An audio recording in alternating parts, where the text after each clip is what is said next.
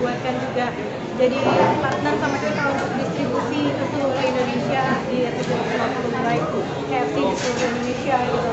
Dan ini buat aku wah senang banget ya karena pertama kalinya juga mengeluarkan album di bendera musik aku sendiri, label aku sendiri.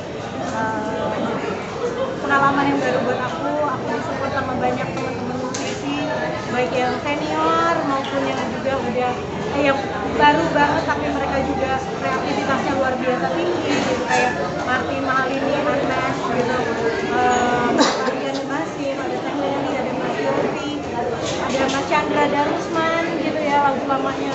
Jadi buat aku ini adalah sebuah ya bersyukur sekali hadiah dari Allah. Saya baca perjalanan ini kan tidak mudah saat kalau sekarang gitu karya.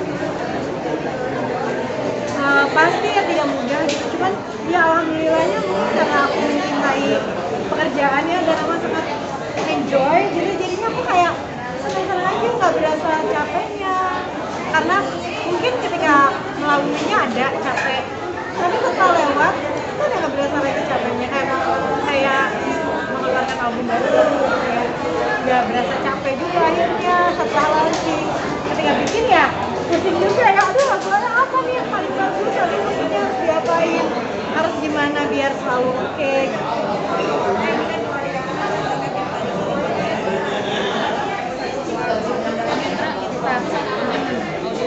Bukan semuanya kisah cinta sih tapi kayak kisah yang aku jalani di tahun 2020.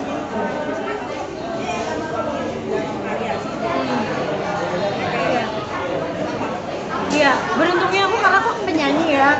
Jadi aku justru bisa curhatnya itu justru di lagu, di karya gitu. Dan apa namanya ya karya itu juga bisa didengar sama banyak orang. Jadinya dia positif, bukan cuman kayak aku curhat di sosial media sendiri gitu, atau apa namanya cerita-cerita doang sama temen. Tapi curhatan aku alhamdulillah jadinya bisa dinikmati sama banyak orang gitu. Ya gitu deh.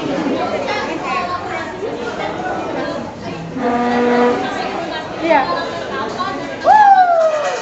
Jadi sebetulnya di album Another Journey ini bukan pengalaman aku dengan 1-2 orang tapi kayak cerita lama aku juga, dan mungkin aja ada yang endingnya justru di tahun segitu gitu ya, di 2020 itu gitu.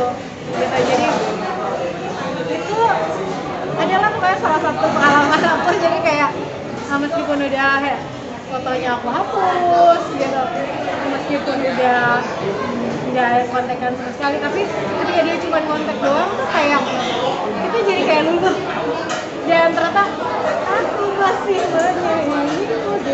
Dan aku rasa itu relate ya, banyak orang pasti ngerasain kayak gitu. Jadi kenapa aku bikin yang jadi lagu cerita itu, dan ternyata banyak banget orang yang suka juga, artinya kan banyak orang yang juga pernah ngerasain hal yang sama. Jadi lagu-lagu cerita ini relate dengan kehidupan sama kawan. Iya. Oh, maksudnya susah. Karena ternyata masih perasaannya enggak. Udah selesai, udah move on, tapi perasaannya aku tuangkan dalam lagu.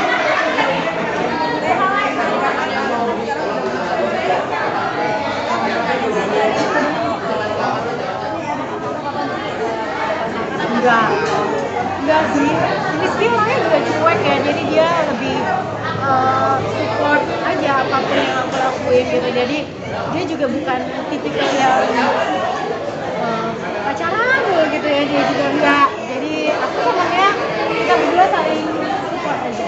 Tapi kata sendiri cerita nggak sih? Oh cerita, aku lagi dekat sama siapa, aku lagi jalan sama siapa, aku lagi sedih, lagi senang, cerita semua. Rizky juga gitu sama aku. Ada deh.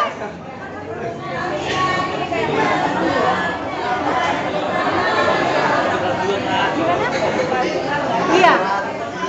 Jujur ya, aku tempat curhat aku Rizky. Kalau aku nangis, aku kayak di rumah sedih, capek kerjaan deh, atau lagi sedih karena suatu hal. Biasanya aku ngobrol sama Rizky gitu, cerita-cerita. Ya dia nemenin aja, karena dia biasa kayak begitu dari aku. Jadi dia biasanya kayak yang udah lah bu, nggak apa namanya nggak usah memikirkan apa yang bisa men-stop positivitas aku gitu. Jadi buat Rizky selalu bilangnya kayak gitu, jadi kayak boleh lah main sekarang, besok udah harus gak usah. Iya, dia lebih tua dari aku kadang-kadang. Jarang-jarang ya. Iseng aja aku, kenapa nggak boleh ya? Apa itu? Ada lah pokoknya. Nanti kita hapus lagi.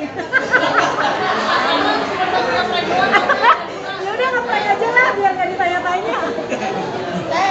Perjalanan 26 tahun seperti apa sih, Teh? Manis, asam, asin, pahit. Penuh dengan keringat, penuh dengan tawa, penuh dengan air mata, tapi yang pasti penuh dengan kebahagiaan. Pernah berada di titik terendah nggak tuh? Oh, pernah. Aku pernah berasa aku mau berhenti nyanyi, jadi gitu. Menurut aku ya persaingan di dunia industri itu amat sangat, industri musik itu amat sangat apa ya, terlalu ini ya Pak. Iya, keras kalau menurut aku. Jadi artinya kadang-kadang mungkin ya bukan dibully dari komen apa, tapi ada perasaan kayak aduh aku bisa bikin karya apa lagi ya gitu. Kadang-kadang apalagi kalau aku kan udah lama, jadi aku udah rasanya kayak ini udah pernah bikin, itu udah pernah bikin, apalagi yang aku belum pernah bikin gitu. Nah itu yang waktu itu ngerasa awal kayak apa aku berhenti aja ya nyanyi gitu, terus aku mungkin kerja di kantor atau apa. Setelah 26 tahun justru jadi beban nggak sih Teh? Gimana akhirnya bisa keluar bisa ya. mengalahkan? Waktu itu ada film kalau ingat I Love You from 38,000 Feet, ingat nggak? Nah di situ tuh aku diminta untuk bikin soundtracknya, karena sebelumnya udah lama juga aku nggak bikin soundtrack film. Pas di situ itu kan film remaja, terus aku juga bingung ya mau bikin apa ya. Akhirnya aku ngomong sama Rian The Massive, bikinin aku lagu dong buat soundtrack. Dapatlah lagu judulnya Jangan Hilangkan Dia. Terus di saat yang sama Trinity membantu aku untuk berkenalan dengan musisi dari Amerika. Jadi musisi itulah yang membuatkan musiknya. Jadi sesuatu yang fresh lagi buat aku. Belum pernah dibikinin lagu sama Rian, dan juga belum pernah dibikinin musik sama orang luar negeri gitu ya. Begitu itu lagu keluar, ternyata banyak banget orang yang suka gitu. Akhirnya aku jadi termotivasi lagi. Malahan pendengar aku waktu itu jadi kayak anak-anak SMP, SMA, karena mungkin filmnya kan film remaja genre ya. Ya udah akhirnya aku bikin album judulnya A New Chapter. Jadi benar-benar kayak a new chapter of my life. Yang tadinya mau berhenti nyanyi jadi nggak jadi berhenti.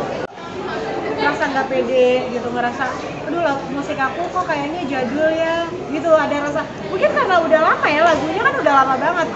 Meskipun aku waktu itu sebetulnya nama aku tidak pernah turun juga gitu, dan aku waktu itu juga lagi banyak konser gitu, dan pokoknya apa yang kelihatan di depan mata kalian itu beda sama apa yang aku rasain di dalam hati. Jadi rasa insecurity itu kadang-kadang tidak tampak, mungkin gak ada yang tahu waktu itu kalau aku lagi depresi gitu atau apa, tapi karena sekarang udah lewat, aku harus bisa cerita. Nah itu enggak sih saat itu, cuman aku dikelilingi sama teman-teman aku yang support. Jadi buat teman-teman juga kalau misalnya ada yang ngalamin rasa tidak percaya diri atau rasa kayak anxiety lah ya zaman sekarang katanya, di kantor ataupun mungkin di teman-teman di lingkungan, ngobrol deh gitu, itu harus dikeluarin, karena dengan dikeluarin itu banyak opini yang akan menguatkan kita juga bisa ketemu teman-teman yang bener, itu teman kita. Siapa lagi yang Banyak lah, keluarga, teman-teman musisi yang bikinin lagu aku bagus-bagus gitu. Akhirnya tapi pada intinya akhirnya memang kembali lagi sama kitanya juga yang harus kuat, yang harus berani untuk berdiri lagi. Teh udah meraih semuanya gitu di karir, jadi beban nggak sih buat menjalani karir next? Pasti jadi beban, tapi aku sekarang berlatih untuk tidak menjadikan itu beban. Ini lebih playful, lebih aku kayak memilih musik juga lebih kayak bebas aja aku mau bereksperimen apa gitu, nggak harus tertutup, nggak harus mikirin ini bakal laku atau enggak gitu. Mungkin sekarang lebih kayak lebih berekspresi, jadi mudah-mudahan itu bikin aku jadi nggak ngerasa terlalu. Tapi kan berdoa aja. Teteh kan udah di SM. Dengan inspire musik itu atau inspire ide keterlibatan kayak Aku founder dari, aku sama Intan adalah founder dari Inspire Music, pemilik dari brand atau company Inspire ini. terus kayak mengakuisisikan tadi banyak banget tuh talent-talent yang disebutin itu Bukan mengakuisisi, lebih supaya merekrut, mensign gitu. Nah, itu ada andil dari Rosa atau emang Iya. Kalau untuk urusan musik, aku ada beberapa lagu yang memang dibawa aku yang milihin, aku yang musiknya pilihin gitu, video klipnya dan lain sebagainya. Misalnya Gabriel Prince, Riri, Fadil Jaidi nanti. Teteh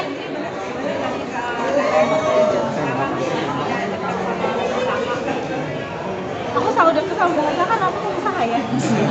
Kalau aku deket sama pelukis, aku bukan pelukis. Teteh di SM Entertainment kemajuan maksudnya bahasa Koreanya udah Oh. seperti apa teh? Dikit aja sih aku belum, karena mungkin nggak dipakai ya sama akunya, jadi nggak bukan untuk bicara sehari-hari gitu, jadi kayak ya sedikit aja sih. Tapi pas ketemu talent yang Super Junior kemarin obrolannya seperti apa mungkin teh? Ada Iya, belajar? kalau aku lagi, kayak misalnya kemarin ada membernya Icon gitu ya, di Jakarta Icon, terus atau teman-teman aku di Super Junior gitu. Ya sedikit ngomongnya pakai bahasa Korea, sedikit aja. Tapi nggak terbata-bata atau Terbata-bata. udah mulai les Oh les, aku tetap les, cuman sekarang lagi nggak les. Pas pandemi malah aku lebih rajin les karena waktunya mungkin lebih banyak.